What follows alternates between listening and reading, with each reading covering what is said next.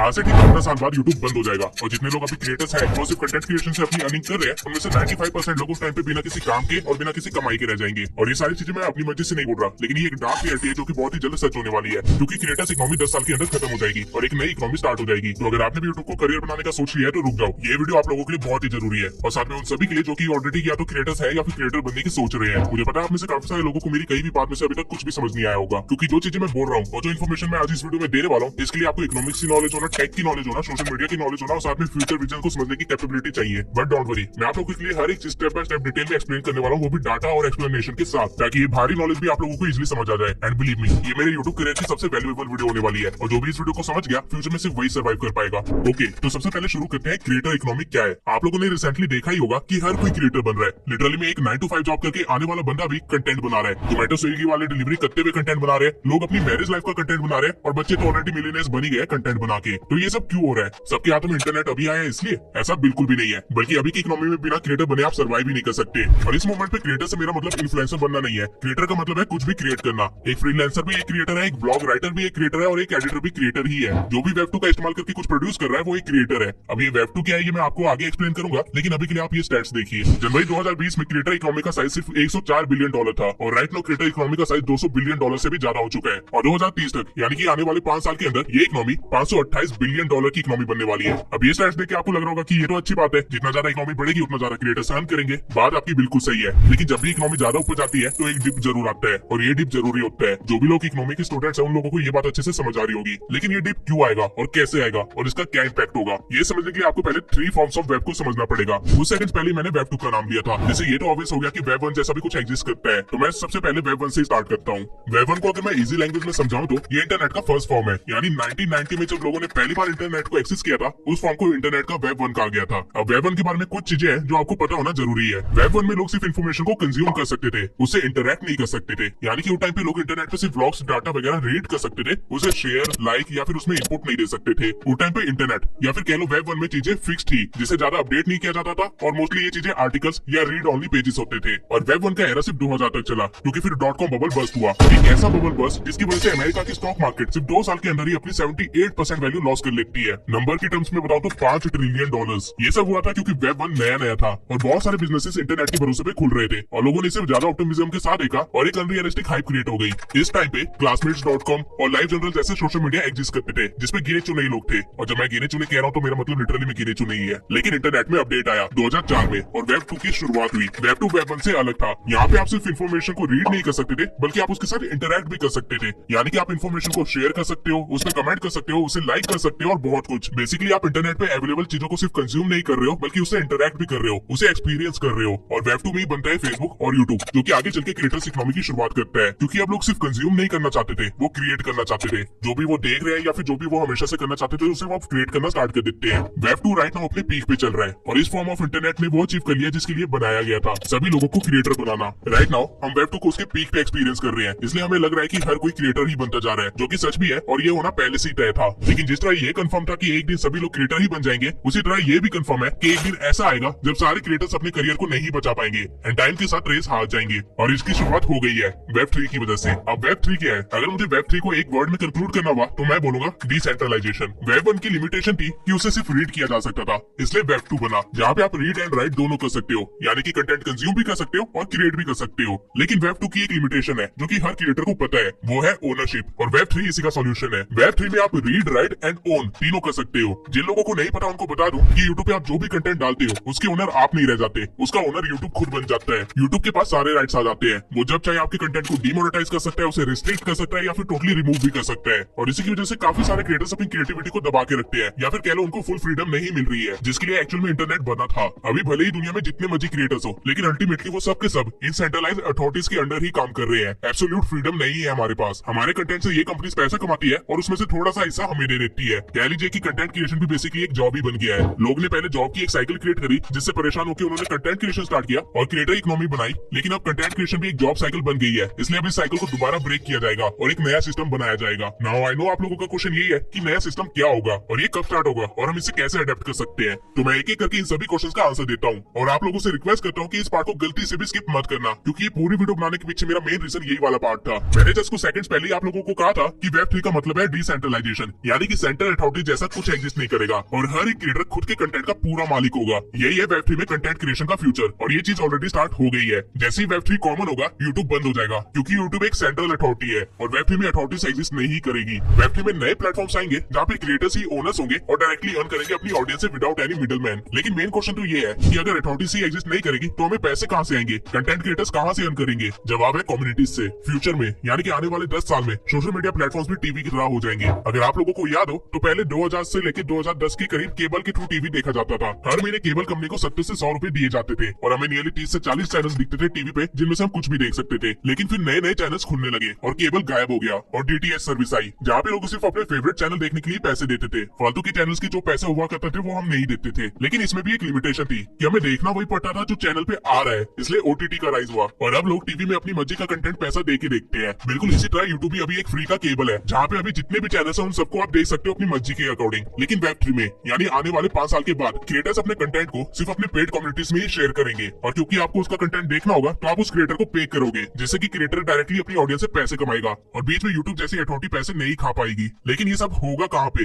ये सब होगा ब्लॉकचेन टेक्नोलॉजी में। ब्लॉकचेन, क्रिप्टो, ये सब Web3 का ही हिस्सा है और अब आपको रियलाइज हो गया होगा कि मैं जो बातें बोल रहा हूँ वो 100 साल बाद की बातें नहीं है बल्कि राइट नाउ प्रेजेंट में ये सब हो रहा है और धीरे धीरे सब फ्यूचर की तरफ ही जा रहे हैं, बस हमें पता नहीं लग रहा है। एंड आई नो आप लोग मेरी बातें सुनकर अभी तक पूरा कंफ्यूज हो चुके होंगे क्योंकि अभी तक मैंने जितनी भी इन्फॉर्मेशन दी है ये आज से 3 साल बाद लोगों को रियलाइज होने वाली है। लेकिन मैंने अभी भी आप लोगों को सब कुछ नहीं बताया इसलिए आप कंफ्यूज हो रहे हैं। एक बार आप कंटेंट क्रिएशन और मोनेटाइजेशन के पूरे प्रोसेस को समझ गए Web3 के अंदर तो आपकी 90% कंफ्यूजन दूर हो जाएगी। इसलिए बस थोड़ी देर मुझे और ध्यान से सुन लीजिए। मैं आपको पूरा सिस्टम समझाता हूँ कि फ्यूचर के कंटेंट क्रिएटर्स का करियर कैसा दिखने वाला है। सबसे पहले तो जैसे जैसे क्रिएटर्स को पता चलेगा कि अब डिसेंट्रलाइज्ड सोशल मीडिया एग्जिस्ट कर रही है वो धीरे धीरे यूट्यूब छोड़ने लगेंगे ज्यादा अर्निंग के लिए। ये प्लेटफॉर्म्स मस्टर्डन या लेंस प्रोटोकॉल जैसे साइट्स हो सकती है जो कि अभी भी एग्जिस्ट करती है और ब्लॉकचेन बेस्ड सोशल मीडिया है। अब जहाँ पे क्रिएटर जाएंगे ऑडियंस भी वहीं जाएगी और इस बार ऑडियंस के डाटा का ओनर यूट्यूब नहीं होगा बल्कि क्रिएटर खुद होगा। उसके पास उन सभी लोगों का डाटा होगा जो उसे देख रहे हैं। अब इस केस में क्रिएटर अपने डाटा को मोनेटाइज भी कर सकता है अगर वो चाहे तो। फॉर एग्जांपल क्रिएटर अपने डाटा के लिए किसी ब्रांड को चार्ज कर सकता है जिन भी ब्रांड्स को डाटा की रिक्वायरमेंट होगी क्योंकि ब्रांड्स को भी एड तो रन करनी है और अब ब्रांड्स भी यूट्यूब या गूगल से डाटा एनालाइज करवाने की जगह खुद से एनालाइज करना पसंद करेंगे क्योंकि अगर ब्रांड्स के पास ज्यादा पर्सनलाइज डाटा हुआ तो उनकी मार्केटिंग कैंपेन ज्यादा टर्नओवर ला सकती है। Web3 के प्लेटफॉर्म्स जिसमें कंटेंट डलेगा वो आपको टोकन्स या क्रिप्टो दिया करेंगे उनके प्लेटफॉर्म को चलाने के लिए या फिर उस पर कंटेंट डालने के लिए या फिर जब भी आप उसके प्लेटफॉर्म पे एंगेज करोगे उस चीज के लिए भी। स्टीमेट एक ऐसा ही प्लेटफॉर्म है जो कि उस पर कंटेंट डालने के लिए आपको टोकन्स देता है, बेसिकली क्रिप्टो। एंड Web3 में क्रिएटर्स को पता होगा कि उनको किसी स्पेसिफिक नीश में ही वर्क करना है, इसलिए उनकी जो भी कम्युनिटीज बनेगी या फिर जो भी लोग उन क्रिएटर्स को देखेंगे वो एक नीश ड्रिवन कम्युनिटी होगी और आपकी ऑडियंस भी आपको टोकन्स ट्रांसफर करेगी आपकी कम्युनिटी में ऐड होने के लिए या फिर बने रहने के लिए। ये काइंड ऑफ एक सब्सक्रिप्शन बेस्ड चीज हो जाएगी। ऑडियंस को प्लेटफॉर्म की तरफ से एंगेजमेंट टोकन्स मिला करेंगे जो कि वो यूज कर सकते हैं। जब भी ऑडियंस को कोई कंटेंट या कम्युनिटी पसंद आएगी तो वो टोकन्स को ट्रांसफर किया करेंगे क्रिएटर को और उन क्रिएटर्स को वो अपवोट किया करेंगे जिससे बाकी लोगों को भी पता चलेगा कि ये कम्युनिटी अच्छी है और यहाँ के क्रिएटर्स अच्छे हैं और ऐसे ही धीरे धीरे उस क्रिएटर की कम्युनिटी ग्रो होगी। क्रिएटर इवन अपनी कम्युनिटी के छोटे छोटे शेयर्स भी सेल कर सकता है जिससे जब भी उसकी कम्युनिटी बढ़ेगी तो उसको भी प्रॉफिट होगा और साथ में शेयर होल्डर्स को भी। पैट्रॉन जैसे साइट का भी Web3 का एक वर्जन बनेगा जहाँ पे आपकी कम्युनिटी के बिगेस्ट फैंस या कह लीजिए मोस्ट इंपोर्टेंट लोग आपकी ट्रू रिवॉर्ड ले सकेंगे और रिवॉर्ड में आप कुछ भी दे सकते हैं, अपनी कम्युनिटी के शेयर्स भी दे सकते हैं या फिर कोई स्पेशल कंटेंट या फिर कोई एक्सक्लूसिव मेंबर का कार्ड, कुछ भी। क्रिएटर्स का अपनी ऑडियंस के साथ उन कम्युनिटीज में वर्चुअल मीटअप्स वगैरह भी होगा मेटावर्स की वजह से। Web3 में एक टोटली आर्टिफिशियल दुनिया एग्जिस्ट करेगी जिसमें हर इंसान के पास खुद का अवतार होगा और लोग अवतार के थ्रू वर्चुअल मीटअप्स किया करेंगे। एंड वर्चुअल मीटअप्स में पार्ट लेने के लिए टिकट्स नहीं लगेंगी बल्कि आपको NFT लगेंगे। क्रिएटर्स खुद के NFT बना के उनको सेल कर पाएंगे और क्रिएटर की वैल्यू से डिसाइड होगा कि उनके NFT का क्या प्राइस होगा और जिन भी ऑडियंस को वो NFT मिला करेंगे उससे वो रीसेल भी कर सकते हैं, ट्रेड भी कर सकते हैं, यानी कि लेन देन चलता रहेगा। ये होने वाली है फ्यूचर कंटेंट क्रिएटर्स की लाइफ। जिस तरह फ्यूचर कंटेंट क्रिएटर्स अपने कंटेंट को शेयर करके अर्न करने वाले हैं। एंड आई गेस अभी तक आप समझ गए होंगे कि एक बार Web3 आ जाए तो क्रिएटर के पास कितने ज्यादा सोर्सेस होंगे अर्निंग के। उनको सिर्फ एड्स के भरोसे नहीं बैठना पड़ेगा बल्कि ऑडियंस और क्रिएटर आपस में मिलकर एक दूसरे को ग्रो करवा सकेंगे और Web3 में ऑडियंस भी अर्न करेगी क्रिएटर्स के ग्रो होने पे या फिर उनकी कम्युनिटी में ऐड होने के बाद। और यही वो इन्फॉर्मेशन थी जो मैं आप लोगों के साथ शेयर करना चाहता था। फ्यूचर में सब्सक्राइबर्स या फॉलोअर्स की कोई वैल्यू नहीं रह जाएगी, वैल्यू होगी तो सिर्फ कम्युनिटी की। कम्युनिटी एक ऐसी ऑडियंस की जो कि पे कर सकते हैं, आपको देखना चाहते हैं और आपको आगे ले जाने में आपकी हेल्प कर सकते हैं। अब आप में से काफी सारे लोग कहेंगे कि मैंने इतनी बड़ी बड़ी बातें कर दी है लेकिन ऐसा होगा इसका क्या कंफर्मेशन है और हम क्यों माने कि ये सब इतनी जल्दी होने वाला है। वेल आपके इस डाउट को भी मैं अभी सॉल्व कर देता हूँ। अगर आप लोगों ने ध्यान दिया होगा तो रिसेंटली हर एक सोशल मीडिया प्लेटफॉर्म ने कम्युनिटी का एक फीचर निकाला है, लेकिन आप लोगों ने सोचा कि क्यों। फेसबुक पे कम्युनिटी है, व्हाट्सएप पर चैनल्स है, इंस्टा पे ब्रॉडकास्टिंग चैनल्स है, यूट्यूब पे मेंबरशिप का फीचर है, लेकिन ये सब क्यों? क्योंकि सोशल मीडिया प्लेटफॉर्म चाहते हैं कि क्रिएटर्स अपनी एक कोर कम्युनिटी बनाए, उनकी ऑडियंस से वो ज्यादा इंटरेक्ट कर पाए, ज्यादा जुड़ पाए, क्योंकि इससे फ्यूचर में सोशल मीडिया प्लेटफॉर्म्स को ही फायदा होगा। जब कोई फीचर पुराना होता है या कॉमन हो जाता है तो कंपनीज का काम होता है कुछ नया लेके आना या एक नई डिमांड को क्रिएट करना ताकि कंपनी चलती रह सके। जब इंस्टा और यूट्यूब पे फॉलोअर्स और सब्सक्राइबर्स गेन करना इजी हो गया तब उन्होंने कम्युनिटी का फीचर निकाला ताकि क्रिएटर बिजी रहे कम्युनिटी को बड़ा करने में और ऑडियंस भी एंगेज रहे क्रिएटर के साथ। इसके सिवाय टेलीग्राम जैसे प्लेटफॉर्म्स जो कि इतने टाइम से एग्जिस्ट करते हैं, उन्होंने भी अभी अपने प्लेटफॉर्म को मोनेटाइज कर दिया है, लेकिन वो क्रिएटर्स को पैसे बैंक अकाउंट में नहीं देते हैं बल्कि क्रिप्टो में देते हैं। उन्होंने खुद का एक क्रिप्टो बना रखा है जो कि है टोन। आपके चैनल पे कितनी एंगेजमेंट है उस हिसाब से आपको टोन टोकन्स मिलते हैं, जिनको आप लेटर ऑन अपने क्रिप्टो वॉलेट में ले जा सकते हो और फिर उसको क्रिप्टो के साथ ट्रेड कर सकते हो या फिर विड्रॉ कर सकते हो। रेडिट पे भी सेम वे में कम्युनिटी पॉइंट्स मिलते हैं जो कि इथेरियम ब्लॉकचेन की लेयर 2 पे स्टोर होते हैं। सिंपल लैंग्वेज में अभी के लिए ये समझ लो कि सोशल मीडिया प्लेटफॉर्म्स क्रिप्टो दे रहे हैं। इस तरह के रिवॉर्ड सिस्टम को सोशल फी बोलते हैं, यानी कि सोशल फाइनेंस। और 2024 में सोशल फाइनेंस की मार्केट वैल्यू ऑलरेडी 2.5 बिलियन से ज्यादा हो चुकी है। राइट नाउ मार्केट में 400 से भी ज्यादा सोशल फाइनेंस प्रोजेक्ट चल रहे हैं और इनमें से कुछ के नाम है स्टीमिट, माइंड्स और फ्रेंड.टेक। माइंड जैसे प्लेटफॉर्म पे 6 मिलियन एक्टिव यूजर्स है, वहीं स्टीमिट पे 1 मिलियन एक्टिव यूजर्स है। इसके सिवा से पिछले साल ही यानी 2024 में ही बड़े बड़े इन्वेस्टर्स ने $470 मिलियन इन्वेस्ट किए हैं सोशल फाइनेंस सेक्टर में। और तो और स्टैट्स की माने तो nearly 45% social media users concern है अपनी प्राइवेसी और डाटा ब्रीचिंग को लेके। और ये भी एक रीजन है कि क्यों लोग blockchain based social media platform चाहते हैं, क्योंकि वहाँ पे प्राइवेसी टोटली आपके हाथ में होगी। ओनर आप ही होंगे, डाटा वगैरह कोई ब्रीच नहीं कर सकता वहाँ पे। नाउ आई होप आप लोगों को ये बातें सुन के इतना तो रियलाइज हो गया होगा कि गेम बहुत पहले ही शुरू हो चुकी है। सोशल मीडिया कंपनी से लेके ऑडियंस तक सब शिफ्ट करना स्टार्ट कर चुके हैं और यही रीजन है कि मैंने कहा था यूट्यूब बंद होने वाला है। लेकिन अब क्वेश्चन आता है कि यूट्यूब कब तक बंद होगा, कैसे बंद होगा और एज अ क्रिएटर हमें क्या करना चाहिए। देखो, सबसे पहली चीज तो ये है कि इंडिया तक कोई भी चीज पहुंचेगी उससे पहले वो चीज फॉरेन में कॉमन हो जाएगी। फॉरेन में लोग जल्दी अडेप्ट करते हैं, लेकिन स्टिल अभी भी फॉरेनर्स को आराम से 3 से 5 साल लगने वाले हैं वेब 3 सोशल मीडिया प्लेटफॉर्म पे पूरी तरह से शिफ्ट होने में। ऐसा नहीं है कि लोगों को वहाँ पे ये चीज पता नहीं है, उनको पता है और लोग ऑलरेडी शिफ्ट भी हो रहे हैं, लेकिन स्टिल टाइम लगेगा जब तक ये नॉलेज पूरी तरह से कॉमन ना हो जाए। अब अगर कोई चीज फॉरेन में कॉमन होती है तो उसके 3 साल के अंदर इंडिया उसे अडेप्ट करता है और इंडिया के साथ बाकी एशियन कंट्रीज भी। तो ये हुए 8 साल। तो आप कह सकते हैं कि नियरली आज से 8 साल बाद हमारे पास नए सोशल मीडिया प्लेटफॉर्म्स होंगे जिनपे अर्निंग का वे कुछ और ही होगा। लेकिन हर कंट्री में सोसाइटी अलग अलग टीयर्स में बटी होती है और ठीक उसी तरह इंडिया में भी 3 टीयर्स ऑफ सोसाइटी है, जिनमें से फर्स्ट टीयर वाले तो इस चीज को 8 साल के अंदर अडेप्ट कर लेंगे, लेकिन टीयर 3 की ऑडियंस को इसे अडेप्ट करने में काफी टाइम लगेगा। तो आप अप्रॉक्स इसे 10 साल मान के चल सकते हैं। 10 साल बाद पूरा इंडिया वेब 3 को समझ चुका होगा और अडेप्ट भी कर चुका होगा। लेकिन ये टाइमलाइन थियोरेटिकल है, प्रैक्टिकल लाइफ में कभी भी कुछ भी हो सकता है। 10 साल का टाइम पीरियड तब है जब सब कुछ स्टेबल है दुनिया में और हमारी सरकार उसी तरह चले जिस तरह अभी चल रही है। लेकिन अगर थोड़ा भी वर्ल्ड पॉलिटिक्स या फाइनेंस इंडस्ट्री में कुछ होता है तो ये टाइम पीरियड आराम से 15 साल तक जा सकता है। लेकिन 15 साल लास्ट है, 15 साल से ज्यादा नहीं लगने वाले इस टेक्नोलॉजी और इकोसिस्टम को कॉमन होने में, क्योंकि तब तक जनरेशन एक्स जिनको टेक्नोलॉजी समझने में सबसे ज्यादा प्रॉब्लम होती थी वो नियरली खत्म हो चुकी होगी। मिलेनियर्स अपने 40 में होंगे और जनरेशन जेड जो कि हम है, हमें अडेप्ट करने में टाइम नहीं लगेगा। और जनरेशन अल्फा और बीटा जो कि अपने यूथ में होगी वो तो पैदा इस चीज के साथ हुई होगी, तो उनके लिए बहुत ही कॉमन होगा। तो 15 ईयर हमारी टाइमलाइन है। 15 साल बाद आपको अपने करियर को बचाने के लिए दूसरी जगह शिफ्ट करना ही पड़ेगा। लेकिन क्या सब लोग अपना करियर बचा पाएंगे? जवाब है नहीं। फ्यूचर में सिर्फ वो क्रिएटर सिक्योर है जिसके पास कम्युनिटी होगी और कम्युनिटी ऐसी होगी जो कि बाकी कॉम्पिटिटर से बेटर होगी, तभी आप लोग अर्न कर पाएंगे।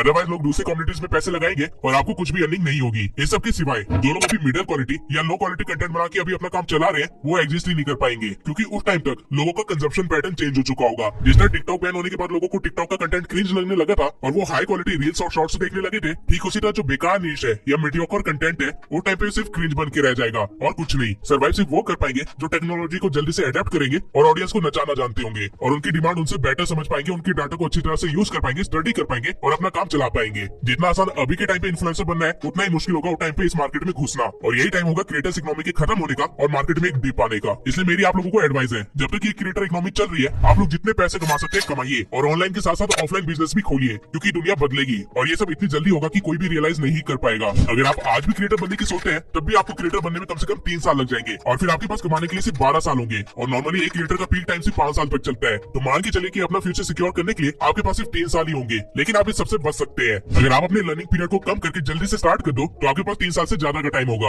आप लोगों की हेल्प करने के लिए मैंने अपने 3 साल के एक्सपीरियंस और नॉलेज से एक 7 घंटे का कोर्स बनाया है जो कि टोटली फ्री है। मैं रियली सजेस्ट करूंगा कि अगर आप सच में सीरियस है कंटेंट क्रिएशन को लेके तो उस वीडियो को पूरा देखना, उसको समझना। आप 3 साल के अंदर जो गलतियां करके सीखने वाले थे वो सब कुछ 1 साल के अंदर ही हो जाएगा और आपके पास 2 साल एक्स्ट्रा होंगे अर्न करने के लिए। और अगर आप लोग मेरी बातों को समझ पाए तो आपका पीक पीरियड सिर्फ 5 साल के लिए नहीं चलेगा बल्कि उससे ज्यादा चलेगा। और जब तक क्रिएटर इकोनॉमी खत्म होगी तब तक आप इतना अर्न कर चुके होंगे कि आप अपनी जनरेशन वेल्थ क्रिएट कर चुके होंगे। इस सब के अलावा मैं चाहता हूँ कि मेरे सब्सक्राइबर वेब 3 के पहले यूजर्स बने, इसलिए मैं आप लोगों को कम्युनिटी बिल्डिंग भी सिखाना चाहता हूँ ताकि फ्यूचर के लिए आप लोग तैयार रहे। अगर मुझे इस वीडियो पे 3000 से ज्यादा कमेंट्स आते हैं तो मैं कम्युनिटी बिल्डिंग और पेड ऑडियंस कैसे ग्रो करनी है वो चीज भी आप लोगों को टोटली फ्री में सिखाऊंगा, वो भी पूरी ट्रांसपेरेंसी के साथ फ्यूचर टेक को ध्यान में रखते हुए। आई नो ये वीडियो काफी लोगों को अभी समझ नहीं आएगी, लेकिन ये फ्यूचर है और आज नहीं तो कल आप इस वीडियो पे दोबारा जरूर आओगे। तब तक के लिए मेक श्योर कि आप अपनी यूट्यूब जर्नी को स्टार्ट कर दे और इस वीडियो को जरूर देखें। मिलते हैं अगली वीडियो में।